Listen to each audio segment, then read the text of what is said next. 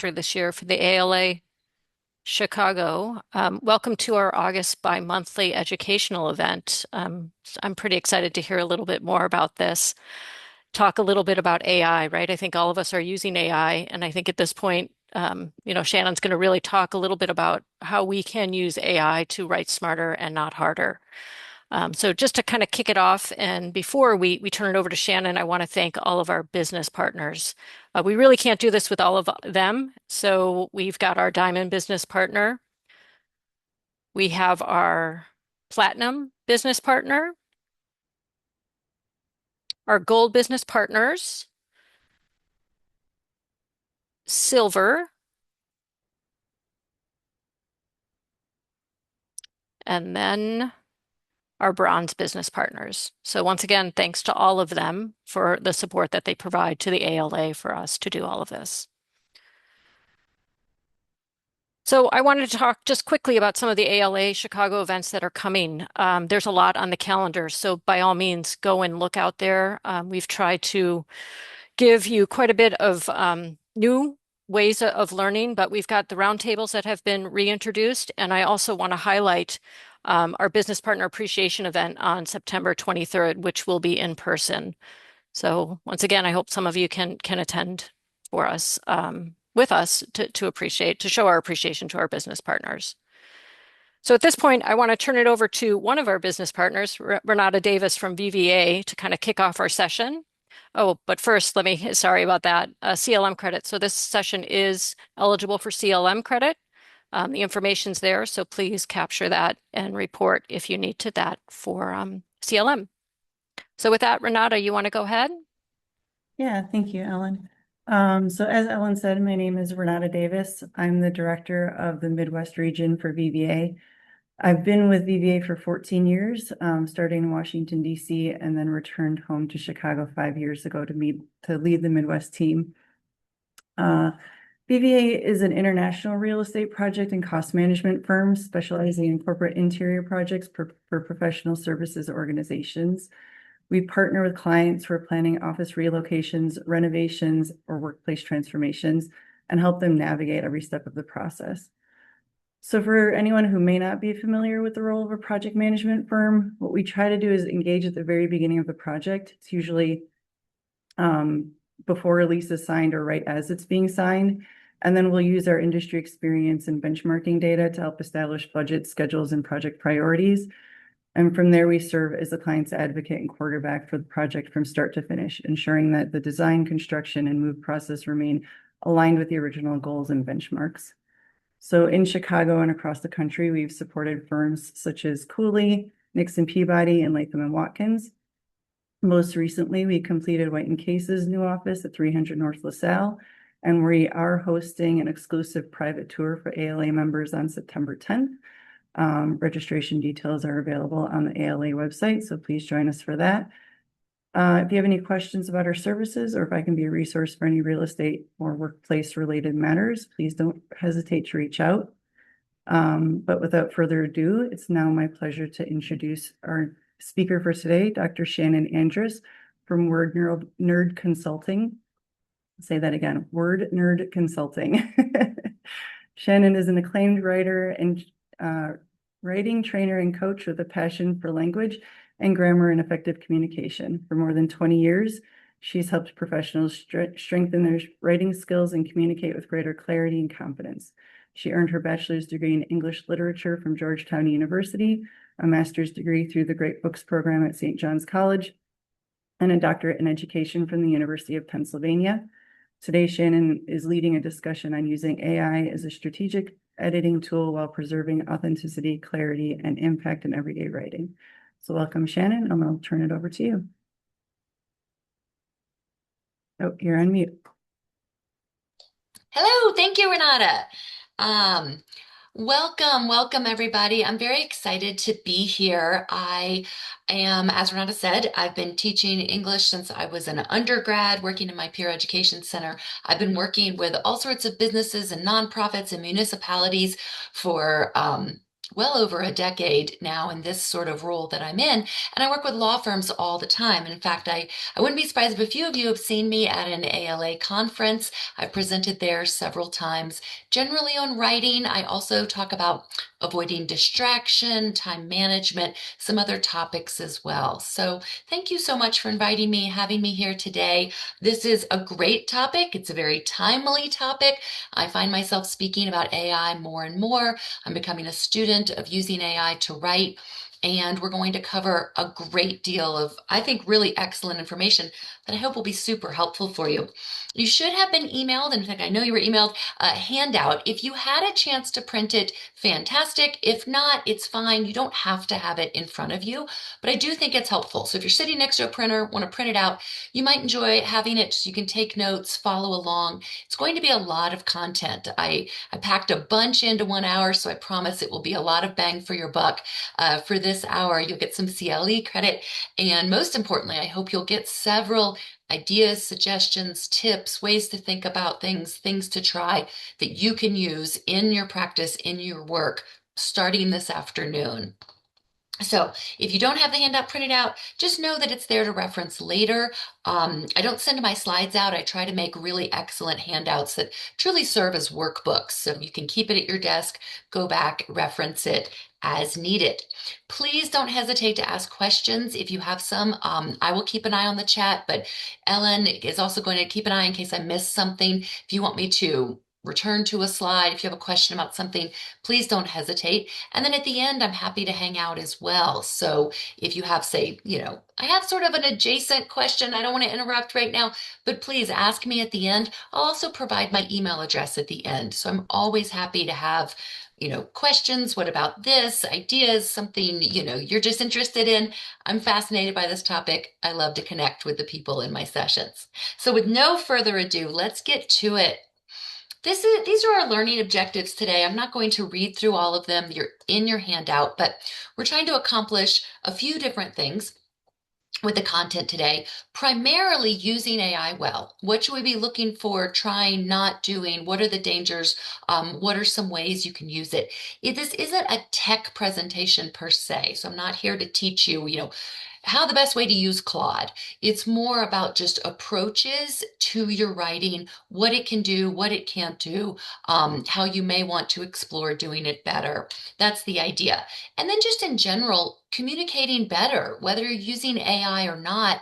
I have several suggestions, things to keep in mind to make you a more effective communicator so that your employees, your colleagues, clients, whomever you're communicating with, is getting your message. We're reducing friction in that written communication and just being more successful, because writing is at the heart of the modern workplace. Certainly in law firms, that's true.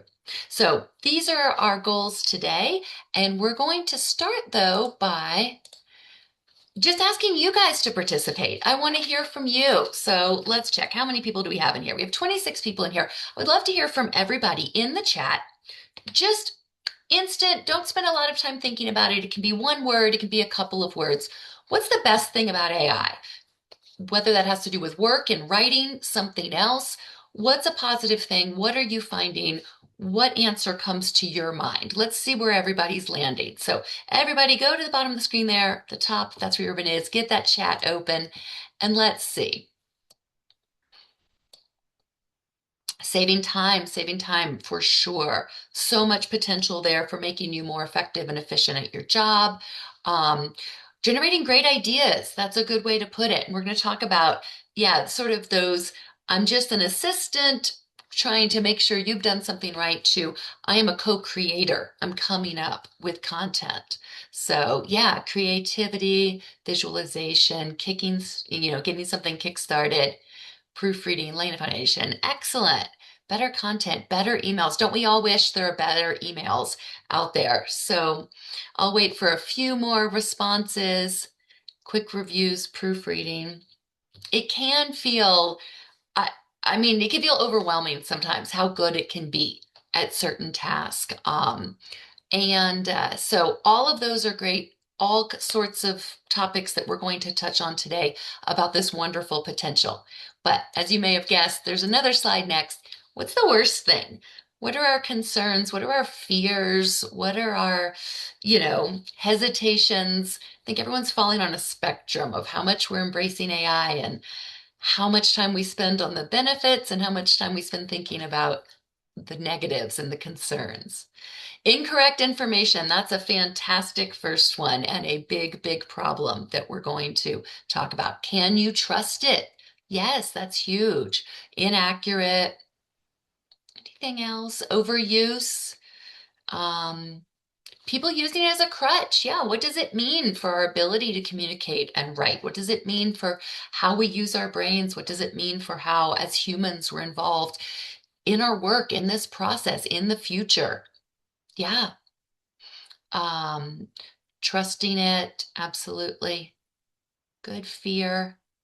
Confidentiality, that's a great term. What are the implications for these huge, huge companies having access to all of this information we're putting in there for us individually, for our firms, for our clients? What are the risks of cyber hacking? All sorts of things. Yep, similar messaging as other firms, right? Are we all just sort of gravitating towards this middle that, the AI and the automation is sending us to? All right, this is fantastic. Thank you all for putting those comments in. You're hitting on, sort of the zeitgeist of where we are as a species, as people working. What do we do with this? What's good? What's bad? Where are we? So let's jump into what we can do with it, what we need to watch out for, how we can use it well. So just as an overview and starting us out, I would imagine everyone here has used and played with AI to some extent. I know some of you might have been using it for the last year and a half, 2, 3 years at most, all the time. Some of us are still dabbling, getting into it. But just as an overview, it really can help with improving the writing in terms of readability, flow, not repeating the same word, things that it can check on really quickly and offer suggestions for. If it's awkward phrasing, suggesting an organization. You see, I have suggesting there. I don't know that's always perfect and it's going to have the perfect organization for what you're trying to write, but it can certainly lay out some ideas. What if you did this? And then you can take it and work with it. Repetitive wording, grammar and spelling for sure. We've had grammar check and spell check. This is a next level with generative AI. The tone, which is pretty amazing that it can do this. Make it friendlier, make it more firm, make it sound official, make it sound, like a 13-year-old. It will do that pretty well. Eliminating wordiness, that's a huge one for me. I've been teaching about that for over 2 decades. And we've got this tool now that's pretty darn good at spotting ways to condense what you write. And then overall, just elevating your style. Maybe you're a fantastic writer. It can probably still offer a few suggestions that you would take. Maybe you've always struggled. It's not your favorite thing having to write long, dense term, things. You can put in the content. It's going to make suggestions again for making that style better. But as we talked about, there are certainly concerns. It can, and it does at times change meaning. I see this. I put my own writing in. It will make suggestions, suggest different terms, and it's not always the exact same thing, right? We can say things and write things in English in thousands of ways. It's part of what I love about the English language. But it's not always identical. That one term, it doesn't mean the exact same thing. It can certainly create false confidence. And so a few of you put in, can you trust it? Yeah, you want to move really fast. And if you just offload everything to the AI, wow, you'll be super fast. But can you trust it? Should you have that confidence in everything it writes and creates and suggests? And this is the big one. I love the English language. The term hallucinate's been around a long time, but it has a new meaning in the modern era. This came out about a month after ChatGPT was released. I don't know who coined it, but we say it hallucinates. It will very confidently tell you something that's not true. And I don't know if that will continue. I don't know if a year from now or 5 years from now, that'll still be true. It's definitely still a problem today. It can alter that tone. It can create legal exposure. There's that risk. There's all sorts of risk associated with it.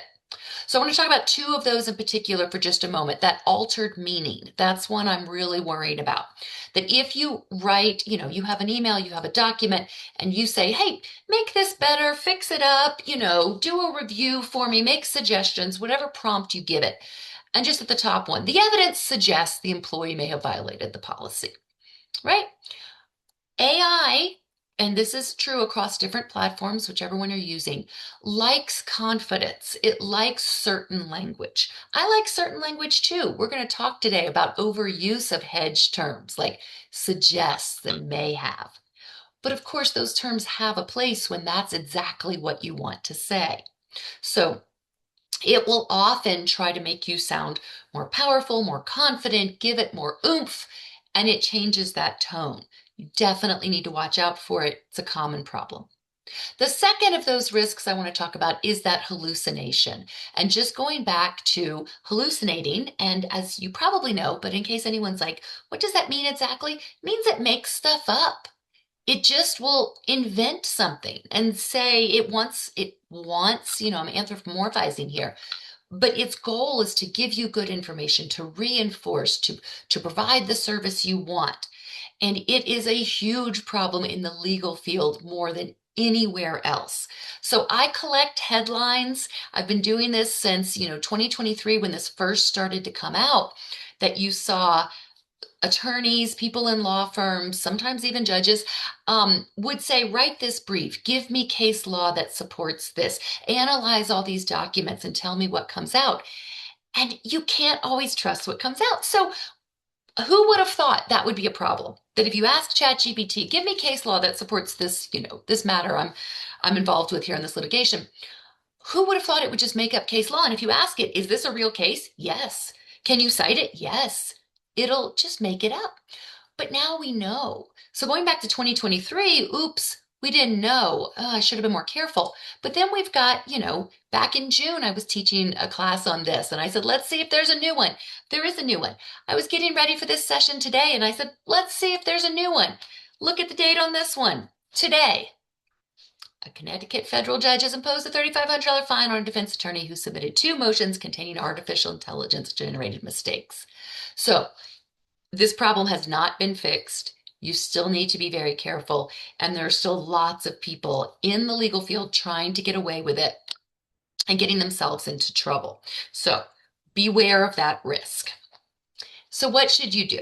In this new era, where are we in using AI in our workplaces to create material, to write, to help us do our jobs? What are some parameters of how we should approach this? So the first thing I have to say as a big disclosure is talk to your firm. Go to the IT department. You are probably getting updated handouts. You are probably having info sessions. Double check them, triple check them. They are changing. Big firms are creating their own AI systems internally. Westlaw and others are creating specific AI, platforms, chat features, generative AI systems for attorneys in the legal field. It is changing fast though. So you need to be very careful. There is legal exposure. Ask what you're allowed to have on your computer, how you're allowed to use it, what systems, and you'll probably keep updating. So, and just a few more bullets here. Remember that you should not use public AI tools, whether it's Claude or ChatGPT or any others, for confidential work. Have to be very careful about that. Everything it suggests, you have to review. It may change it from this might have happened to this did happen. You have to see if that term, that phrase, that alteration is what you want to say. Look at what the changes are. Compare those versions. Also, if you're working on developing a system, working on a project, planning something, pull it out of the chat tools, of whichever it is. Yes, it keeps most of it, a lot of it, you can't be sure that it'll be there. So pull it out, put it somewhere else.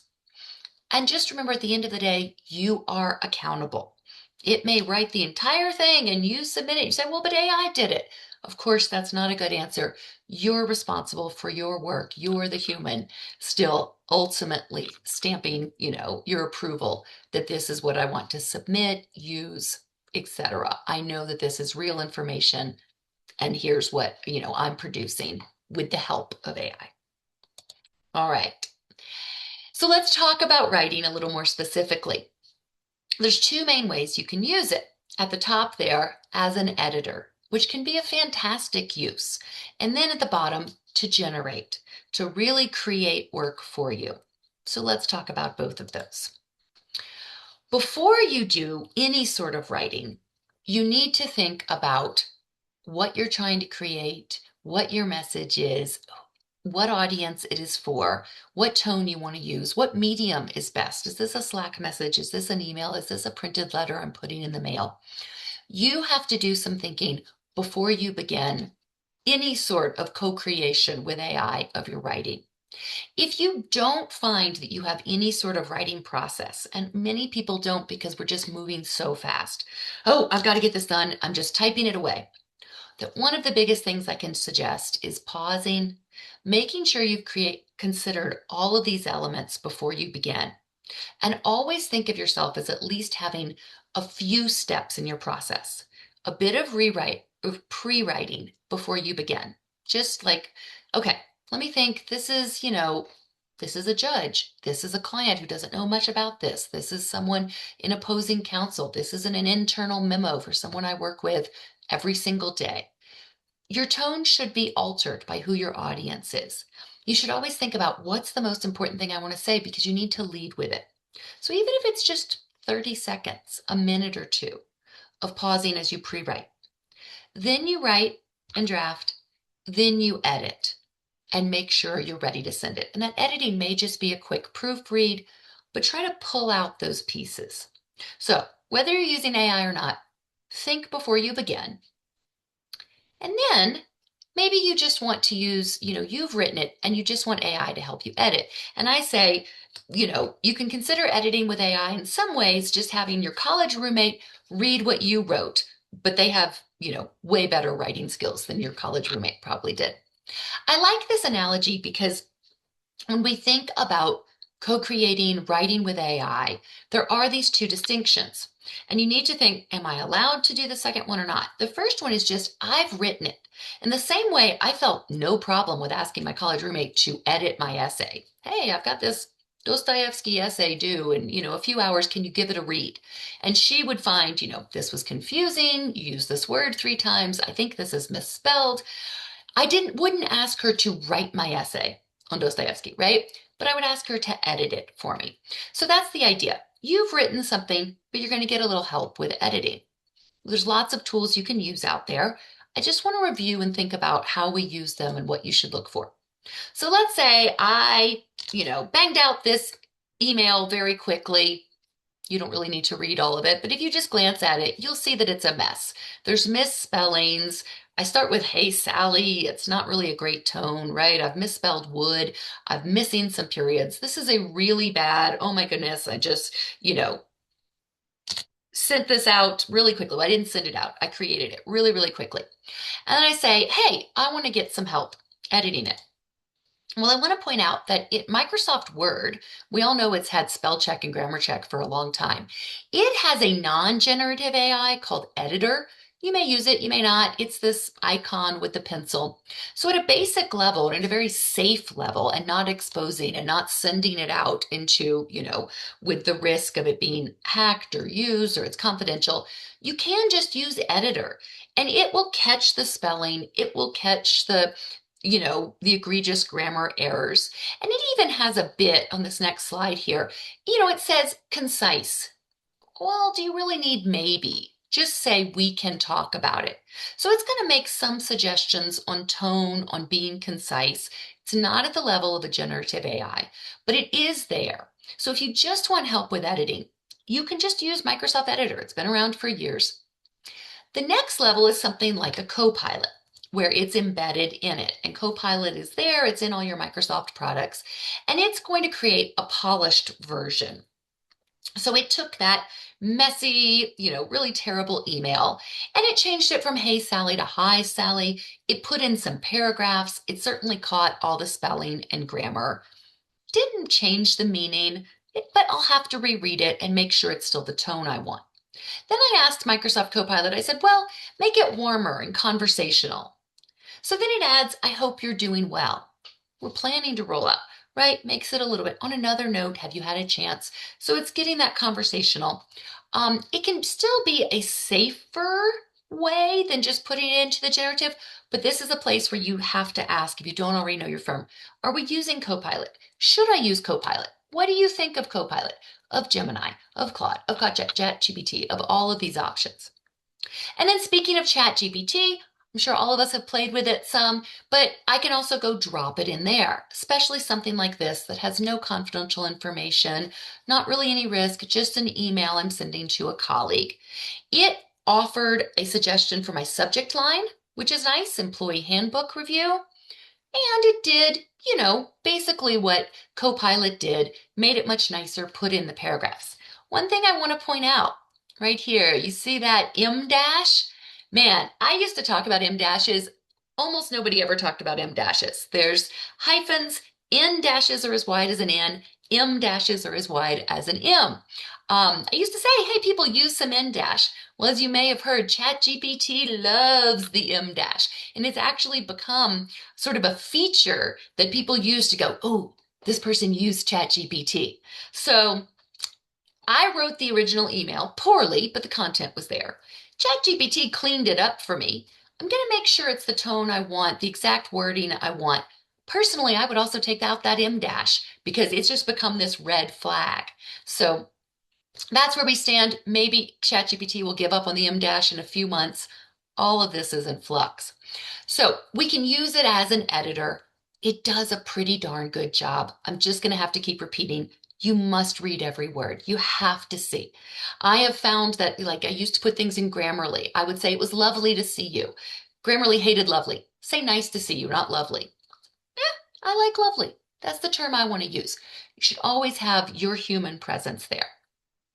Okay, so before you hit send, here's your checklist. Is it accurate? Does it sound like you? Did it change the meaning? It's a big problem. You have to look out for it. Will you defend every sentence? Did it remove any nuance? Is anything legally risky? And does it accomplish my purpose? So ask yourself those questions. Have some caution as you use it. All right, so quick check-in again. If you can open up that chat again, what are you guys using to edit? Nothing? Spell check? Maybe Microsoft Editor? Maybe you use Claude? Maybe you use Gemini? What are people using out there in the wild? Claude, ChatGPT, yeah. Copilot, great. A lot of Copilot. Copilot does well. It does. Claude, I'll be honest, I have not used Claude a ton, and I need to play with it more. I know that different platforms are considered better at certain things, and it's fun to see, differences, how they would. Yep, proprietary AI, and editor. Excellent. So you guys are out there using them, hopefully with this caution. Let's go into the second part. So first, we might just use it to edit. We have to be careful about confidential information, but it can be a great tool. What about just generating? It can brainstorm, it can draft, it can create templates, it can write things entirely for you, but you have to be careful, of course. So let's just go through the details of this a bit. It can brainstorm and come up with ideas. It can give you a first draft. It can organize talking points. It can simplify language. It can certainly edit for clarity. It can summarize meeting notes. It can summarize huge, vast amounts of information and pull out some main points. Again, within the framework of how your firm, your place of business wants you to use it, it's worthwhile to start exploring the ways that it can aid in the work you are doing. I want to emphasize, though, that thank goodness they still need us. They still need humans. We can't have AI do everything. It's not possible for it to know all of the human interactions, all of the context, all of the situation that we may be writing and dealing with. So if you're giving performance feedback, that has to come from the information you are gathering, the conversations you've had with this employee, the background, all of it. So if it's corrective action, coaching, investigations, policy interpretation, certainly sensitive employee issues, legal compliance, while it can generate, it needs us to give it that context or change things or add to it or adjust it based on our presence as a human being in this world doing this work. So, on the previous slide, I had the person co-writing with this robot, right? With the AI. But I want to emphasize how important your role as the human is and how it's really impossible for you to do so many of the types of work you do without that knowledge and context that you have. The organizational culture, it will learn over time, but it's learning based on what you're telling it. So speaking of what you are giving the AI, let's talk about writing good prompts. So the prompt is just what you put in, right?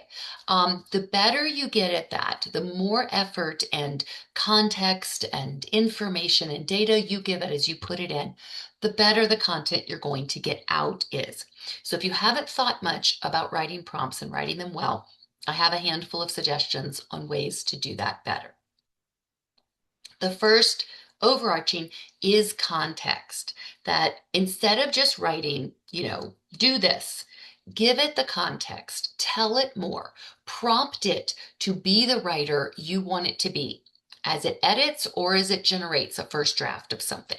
So instead of entering something along the lines of, write a performance evaluation for an employee who is often late, it will give you some context. It will probably make some things up because this is so sparse. It might say, oh, this person comes in 15 minutes late every day. And you're like, well, I didn't tell you that, but it just created something. That could be useful just for some terminology, some suggestions, some ideas. It might give you something, but it would be much, much better for your work and what you get out of it if you prompt it in the context of you're an experienced HR director at a 500-person law firm. Your writing style is professional, supportive, and legally defensible. So then you would say, write a performance evaluation for someone who is doing all of these things. Give it the information, give it that context. So some just suggestions for context to include is tell it you are an attorney. You are a client who is this. You are an experienced CPA. You have worked at this law firm for 20 years. Give it that context. Prompt it to take on an identity. What is the goal? The goal is to create a performance evaluation that will help this employee improve and create a legally defensible record. Tell it all of that. The audience is the employee. The audience is, the HR department. The audience is some clients who don't have a lot of legal knowledge. Whatever it is, it can adjust that tone really well, but add that into your prompts. Next, I love this one as well. Show, don't tell. So tell it all that context, but you can also show, you can in addition add that. And by that, I mean upload examples of what you want it to do. So upload your own examples of performance evaluations that you've written that are exactly what you want them to be. Give examples of excellent ones. Use ones that your firm uses in the handbook. Whatever it is, upload examples and say, in this style, along these lines, with this sort of tone. So put something in, it's easy to upload to these different platforms. It will analyze it and then use it in what it produces. Go step by step. It's easy to overwhelm these systems. So if you just say, create an entire framework, an entire handbook, all of this, put all these things in, that typically is not as effective as doing it step by step. So, create this intro, create an overview, create an outline. Let's fill this in. Ask for things bit by bit, step by step, analyze them, give feedback, work alongside it in slower chunks. This is a really nice hack that I'm enjoying, has been useful in things I'm creating. Ask it to explain its thinking. And by that, I mean, you can say, explain your reasoning. Walk me through. Why did you choose to, organize it in this way? What assumptions are you making as, in putting in this argument? Is suggesting this line of reasoning, this thing I should do. So having that more of a conversation instead of just do this, have that, give it additional context, ask it to talk back to you about what's going on. That's going to really show where it came from, what assumptions it's making, and allow you hopefully to figure out like, oh, no, no, no, no, no, no. You shouldn't be making that assumption. You shouldn't be including that. That's not actually how we want to do things. So that's going to be a more robust understanding on your part, so then you can adjust. And then finally, you can also tell it what not to do. Set the boundaries. Tell it you don't want it to, be legally risky. You don't want it to hallucinate. Say what you don't want to include. So just don't invent information. Don't sound like AI, right? That we've even gotten to that point. Don't make any promises. Don't remove nuance. Don't overwrite. Don't use jargon. Don't hallucinate. Don't lose the human element. So these are good things you can add to your prompts that should improve the quality of writing, the tone of the writing, get you a little bit closer to what you want it to create. And of course, you're still there. You're reading everything, you're making adjustments, you're deciding if this is sounding like you want it to sound. I can't emphasize enough how key that is that you're co-creating it.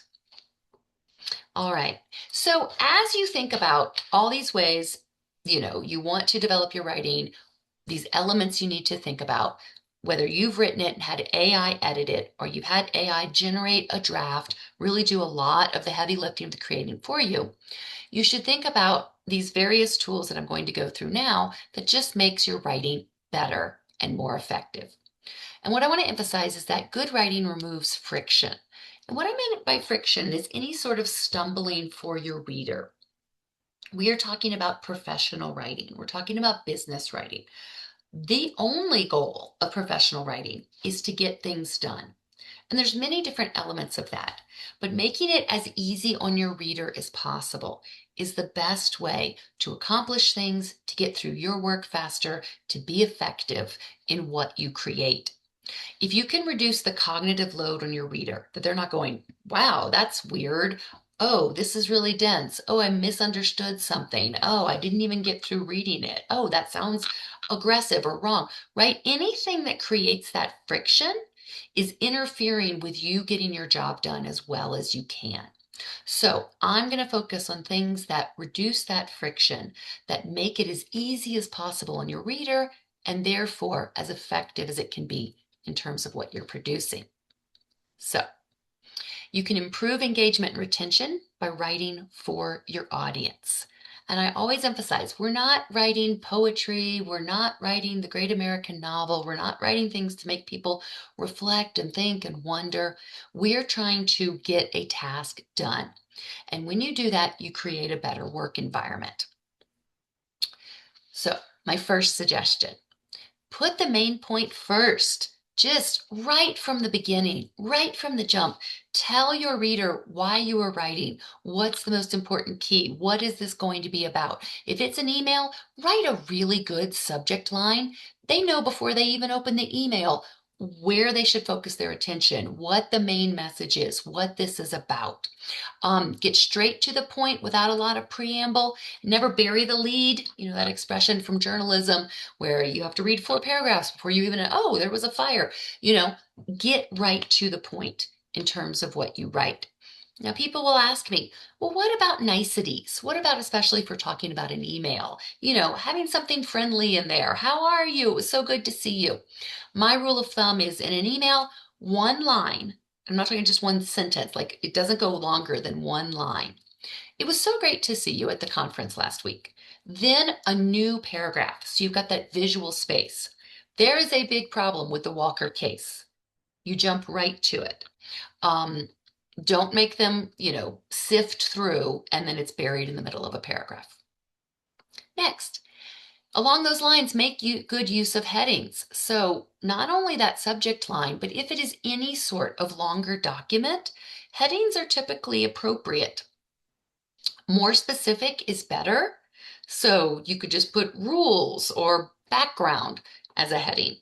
That's somewhat helpful, but you can put, background relevant to making this claim. You can even use headings if you're writing a motion or a brief, the attorney you're working with, you can even make them, why this case makes this, should be thrown out. You make the heading your actual argument. It's an effective strategy. It doesn't work for every document, but be thinking about any headings you're using, anything that has any length at all. People are skimming, make it easy for them. And I want to remind you, your headings, the email subject line, it may be the most read part of your document. We all know that people are not reading every single word of everything we write. Ask yourself, if someone read only your headings, would they understand your argument? So if not, consider making them even more robust, even more specific, maybe even have more of an argument to them.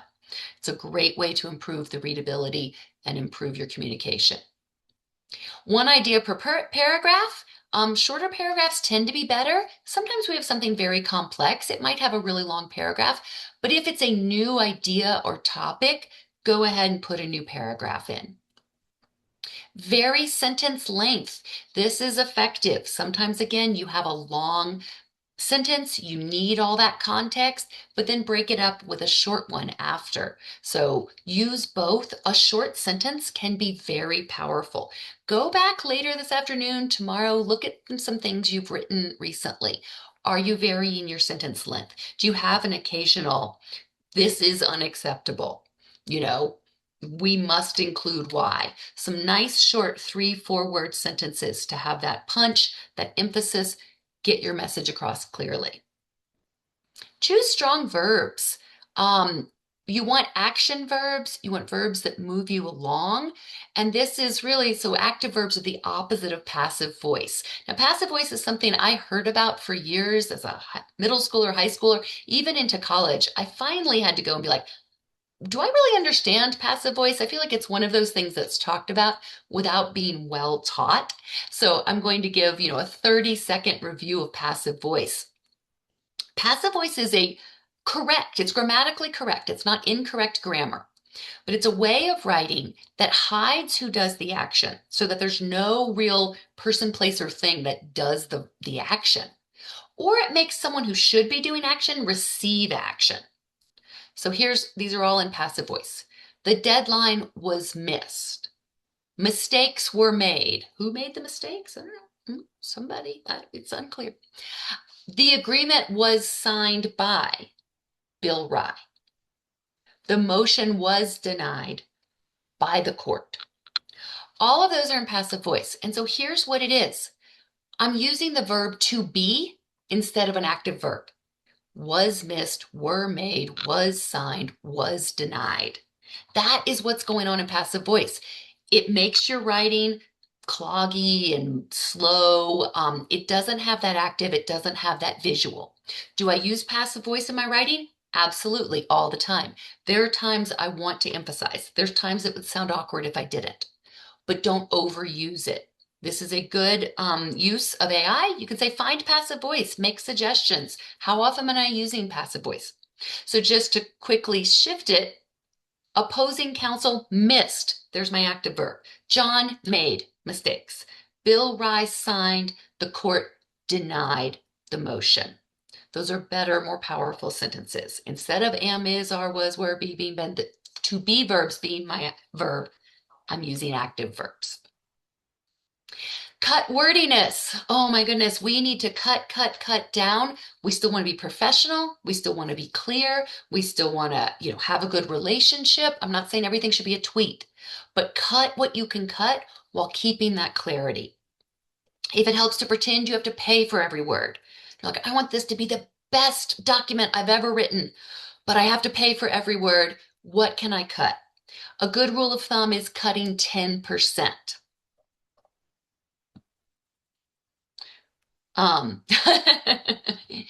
Like Bill Nye, the science guy. Sorry, there's a little joke in the chat. Yes, Bill Nye, the agreements guy.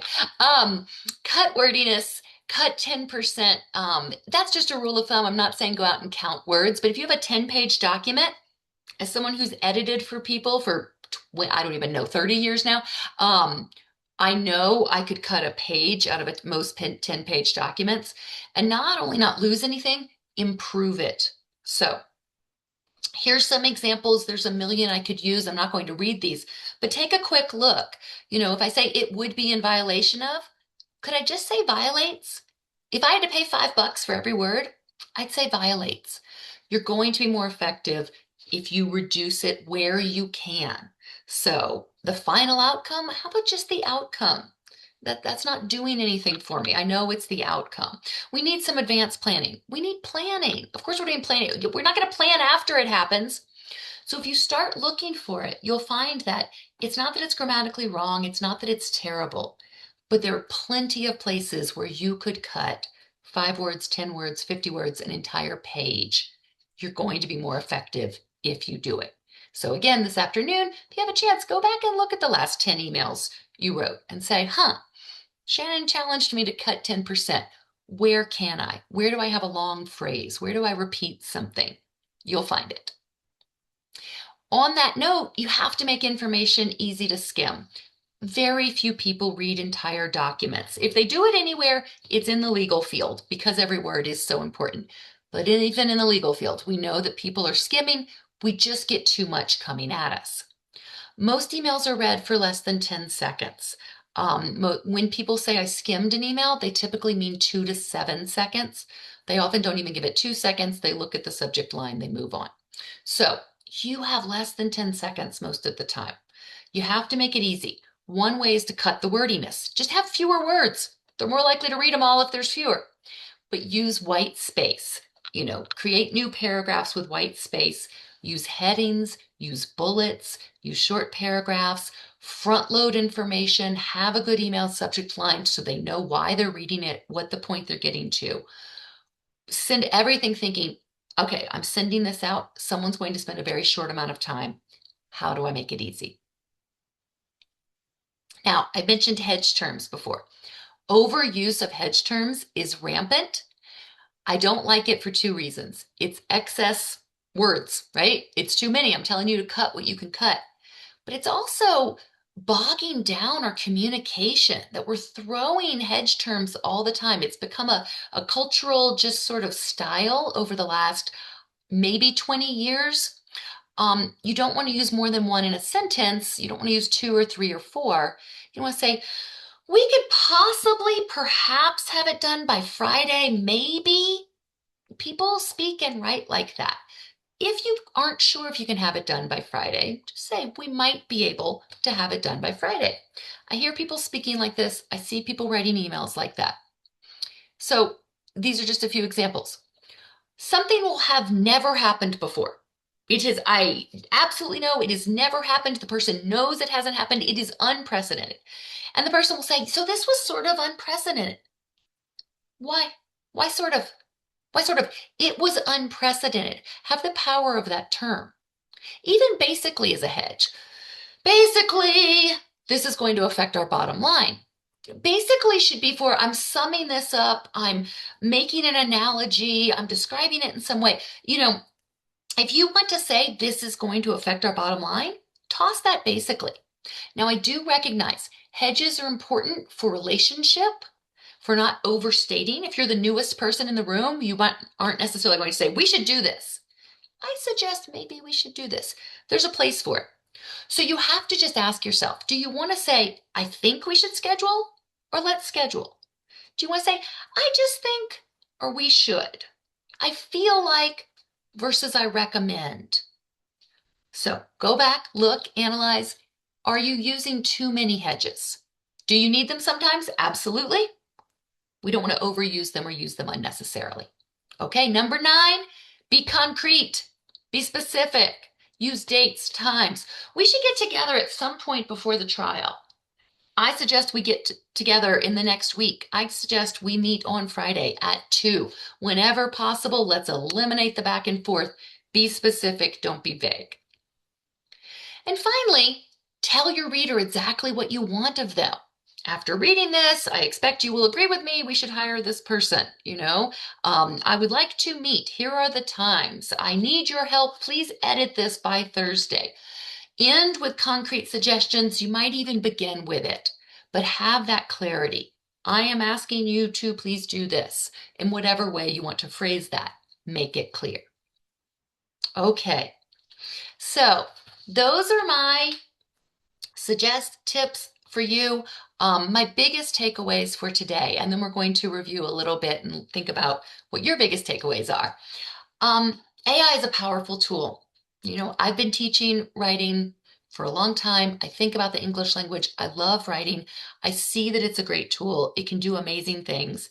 It can certainly edit very well. It can generate ideas and content. And it has many, many risks. So you must use it cautiously. You must use it as a partner. You have to be the final say. You have to be the human who knows the context and who's going to sign off on it. It is still very dangerous. It can still not be completely trusted. And how we use it is changing every day. So stay up to date, especially for your place of business and what they want you to do. Good writing that leads to results and improves employee engagement and connection has to be audience centered. You should always be thinking about how much time does this person have? What knowledge do they have? Is this something they're waiting for, they're excited to get from me, or am I making a request? Be thinking about those pre-writing questions.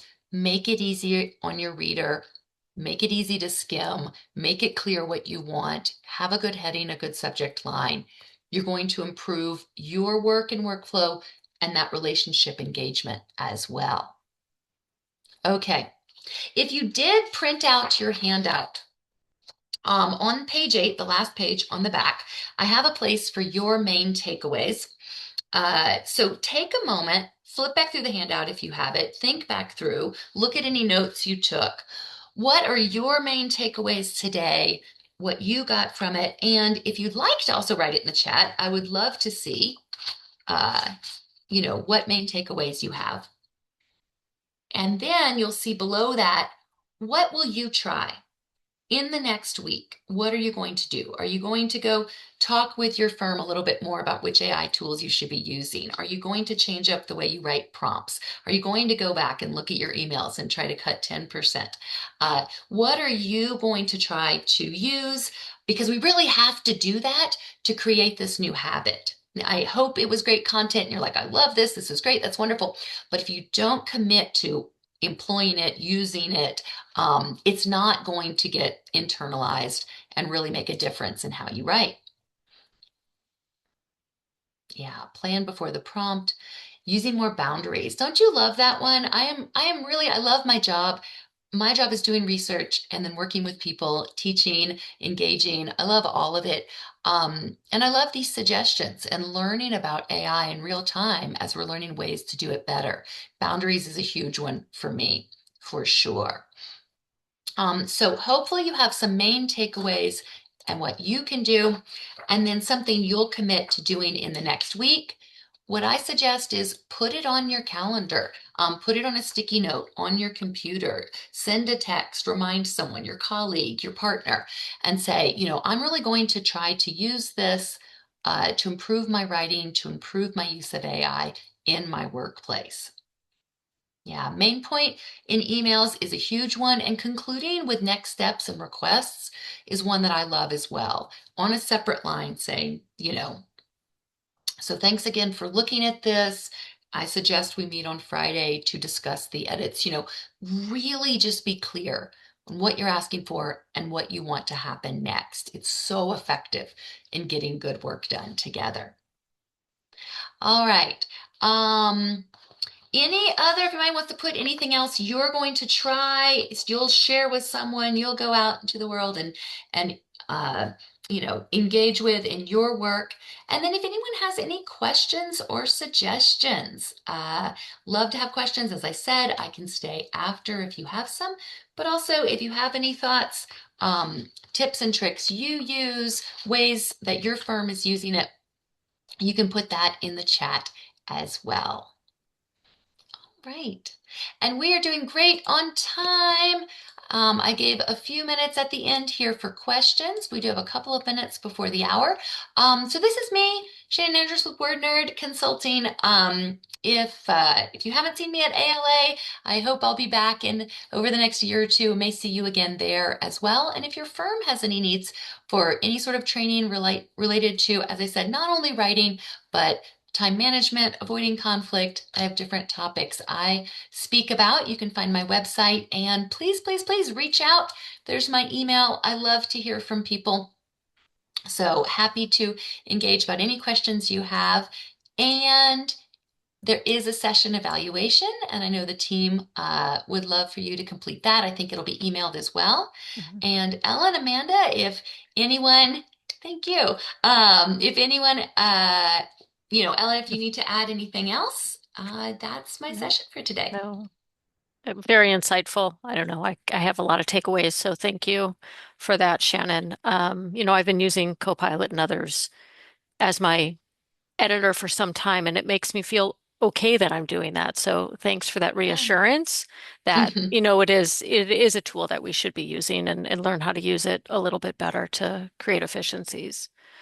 So I think Amanda just posted the session evaluation in the chat as well. So if you can do that, we would really appreciate it. And once again, thanks to Shannon and some great tips and tricks for us. This presentation and the recording will be posted for about 30 days and then it will be pulled down, but available if you would like some of your other ALA members to listen as well. Anything else at this point? Doesn't look like it. Well, Shannon, thanks again. It was great. Thank you for having me. Yeah. I enjoyed it. Take care, All right. everybody. Bye-bye. Goodbye.